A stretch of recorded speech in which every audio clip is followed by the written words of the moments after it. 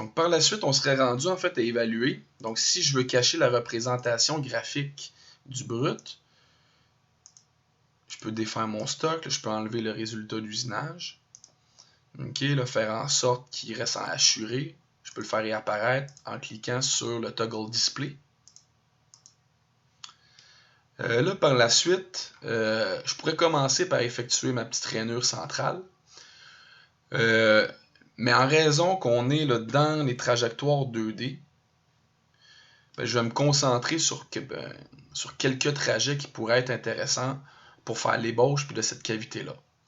Donc, je vais vraiment comme traiter l'information pour maximiser l'utilisation de ma longueur de coupe de l'outil, pour rentrer là, dans l'entièreté du modèle, ici pour que mon outil puisse venir le machiner. Donc, je vais prendre le Dynamic. Pour mon Machining Region, je pourrais prendre le C-Plane, puis prendre la courbe guide qui est ici en périphérie.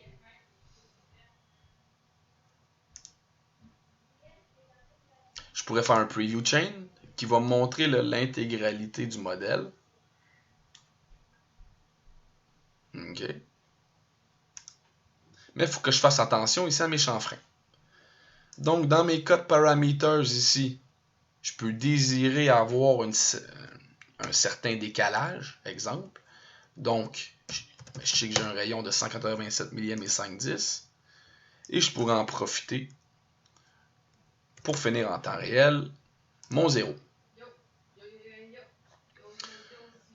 Entry Motion, on va se laisser tenter par un rayon d'entrée avec un angle d'hélice de 2 degrés.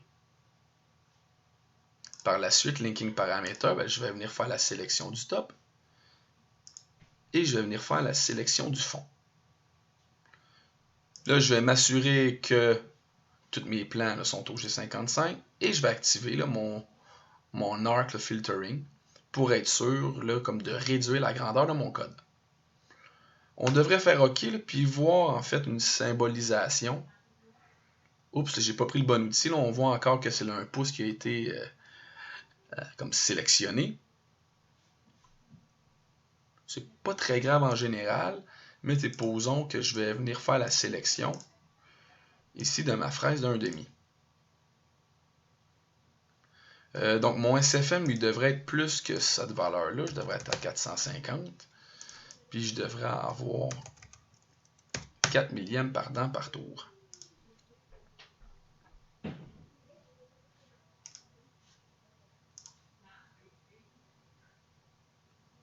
Okay, donc on devrait avoir par la suite un trajet comme celui-ci. Là, on va aller jouer là, dans les paramètres. Donc les Cut Parameters, sur le Step Over, c'est lui qui gère comme notre entrepasse radiale. Donc présentement, je suis sur une demi-longueur de flûte. Fait que couper un 8 serait possible. Puis mes petits rayons, avoir comme des rayons là, de jonction là, de 50 millièmes, c'est tout à fait appréciable. Donc par la suite, je serai en mesure de réaliser la finition de mon outillage. Donc si je viens faire une simulation du trajet, là en fait, il faudrait que j'assigne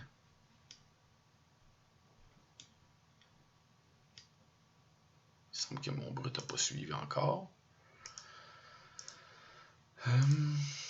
On va tout faire la sélection de tout ça. Donc lui, je devrais avoir mon simulateur, stock modèle. Donc je vais m'arranger pour sélectionner le bon modèle et faire la simulation de l'intégralité des trajectoires d'outils. Donc on va y aller plus par système de pelage, donc du peel machining là, qui nous permet là, de maximiser l'utilisation de la flûte. Okay, donc on va rentrer à l'intérieur avec une hélice.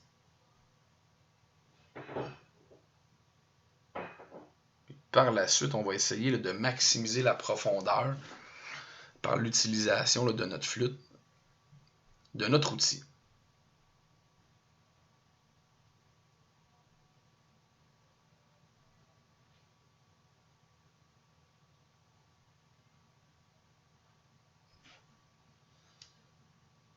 OK, là, il faut faire attention par la suite sur les plans de retrait. Donc, je vais revenir dans mes retracts. OK, présentement, je vais camoufler là, la trajectoire d'outil, mais je vois que j'ai pas beaucoup de retrait et j'ai pas beaucoup d'approche. Et donc, dans mes linking parameters, côté retract, donc je sais que mon top of stock en absolu est à 0.625. Donc, mon feed plate, donc un 100 millième de plus. Puis en incrémental, 1.25 de plus. Là. Donc, puis je vais pouvoir au moins m'assurer que mon trajet lui va ressortir là, de ma cavité à la fin du dit trajet. Donc présentement, puis il me reste comme l'intégralité du rayon ici, à venir le machiner à l'aide de mon outil sphérique 3.8. Donc, rien de mieux qu'un bon vieux contour par le C-plane. Ou je récupère la dernière chaîne qui est sélectionnée. Faites bien attention pour voir de quel côté se trouve ma chaîne. Parfait. Puis je vais vouloir le rentrer sur une des 4 buts ici, aux 4 cadrans là, de ma pièce. Donc, on va prendre la chaîne, faire un start point en mode dynamique pour revenir sélectionner mon point d'entrée. Donc, ça veut dire que présentement, côté Cut Parameters, ben, j'aimerais bien avoir comme valeur absolue d'arriver mon fond. Le stop à stock, on s'en fout un petit peu parce qu'on va ajouter des multipasses. Donc, j'aimerais ça avoir une passe de finition qui va gober 10 millièmes. Ce qui veut dire que je devrais avoir un 187 millièmes. Donc, 0.18, disons, 7. Que je divise aux alentours par 50 millièmes d'entrepasse radiale. Fait que ça me donnerait 3. Là. Donc, par sécurité, moi, je vais y aller à 4. Passe de 50 millièmes, plus une passe de finition. Je vais ajuster mon lead-in, lead-out, mais j'aimerais ça avoir une petite pente d'entrée sur mon arc de cercle d'une hauteur de 15 millièmes pour ne pas laisser de marque sur le fond de ma pièce. Oups, ici mon flood était supposé être allumé, mon plane est au bon endroit. OK, on peut simuler le tout pour générer la passe de finition. OK, mais là, tu fais attention, j'ai pas pris le bon outil. Tool, Select Tool Library, fraise sphérique de 3.8. On devrait s'assurer d'avoir la bonne vitesse de coupe. Donc 3.8, c'est 3 millièmes par dent par tour. Et donc, on devrait avoir ce nouveau trajet qui nous assure qu'on va venir faire la passe de finition sur le profil de jonction de ma pièce. Donc, si maintenant je fais un petit backplot en lien avec mon trajet, ben, ma première passe va arracher un petit peu de matière sur son flanc, mais tout en dégageant le bout. Donc, je pourrais faire un premier trajet. Par la suite, je vais ressortir. Je peux faire apparaître les coordonnées présentement de mes informations. Là. Donc, le Z est à 0.3. On va se diriger vers l'autre trajet.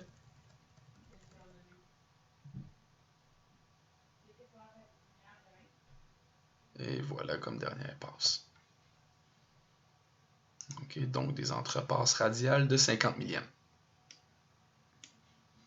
Ce qui nous donnerait maintenant comme résultat, si on fait une simulation graphique, du dit trajet. Fait qu'on a fait l'utilisation des mouvements dynamiques par pelage pour être en mesure d'éviter efficacement le trajet. On a activé les fonctions d'arc pour générer un code machine de qualité et tout en minimisant le nombre de lignes en G1. Donc, n'oubliez pas que dans la réalité, là, avoir le porte-outil le plus proche possible, puis le fluide de coupe qui arrose bien la zone pour éviter la zone de coupe pour éviter que le copeau se fasse remâcher plusieurs fois.